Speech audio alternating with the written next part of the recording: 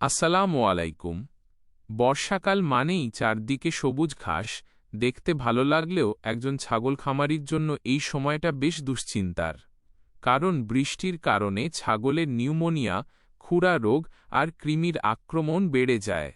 আজকের ভিডিওতে আমি আপনাদের জানাবো বর্ষার এই ৩ থেকে ৪ মাস কিভাবে আপনার ছাগলকে সুরক্ষিত রাখবেন এবং কোনো ভুলগুলো একদমই করবেন না।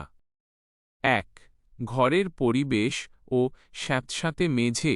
বর্ষায় ছাগলকে সুস্থ রাখার প্রথম শর্ত হল শুকনো ঘর। ছাগল কোনোভাবেই কাদা বা ভেজা জায়গায় থাকতে পারে না। টিপস: ঘরের মেঝে যদি মাচা পদ্ধতির না হয় তবে দ্রুত খড় বা শুকনো তুষ বিছিয়ে দিন। মনে রাখবেন, মেঝে স্যাঁতস্যাঁতে থাকলে ছাগলের পায়ে পচন বা খুরা রোগ হতে পারে। ঘরে যেন বৃষ্টির ছাঁট না আসে সেজন্য ত্রিপল বা চট ব্যবহার করুন, তবে বাতাস চলাচলের জায়গা খোলা রাখবেন। ২. বৃষ্টির ঘাস ও খাদ্য সতর্কতা। অনেকেই মনে করেন বর্ষায় প্রচুর ঘাস হয়, তাই শুধু ঘাস খাওয়ালেই হবে। কিন্তু সাবধান, বৃষ্টির ভেজা ঘাস সরাসরি ছাগলকে খাওয়ালে পেট ফাঁপা, ব্লোট বা ডায়রিয়া হতে পারে। সতর্কতা: ঘাস কাটার পর কিছুক্ষণ বাতাসে শুকিয়ে পানি ঝরিয়ে নিন। বর্ষায় ঘাসের সাথে কৃমির লার্ভা বেশি থাকে, তাই ঘাস ধুয়ে খাওয়ানো ভালো। এছাড়া এই সময় দানাদার খাবারের পরিমাণ কিছুটা বাড়িয়ে দিন এবং কুসুম গরম পানি পান করান। ৩. কৃমিনাশক ও রোগ প্রতিরোধ। বর্ষা আসার আগেই কৃমিনাশক ডোজ কমপ্লিট করা উচিত।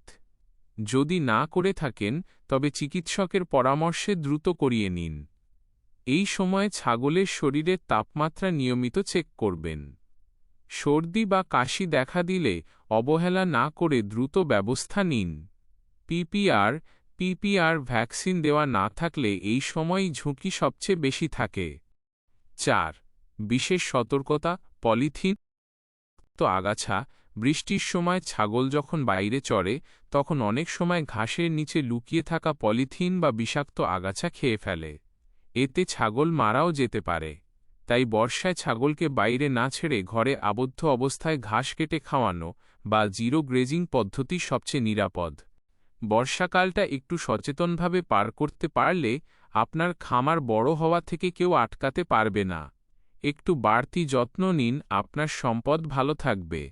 ভিডিওটি ভালো লাগলে অন্য খামারি ভাইদের সাথে শেয়ার করুন।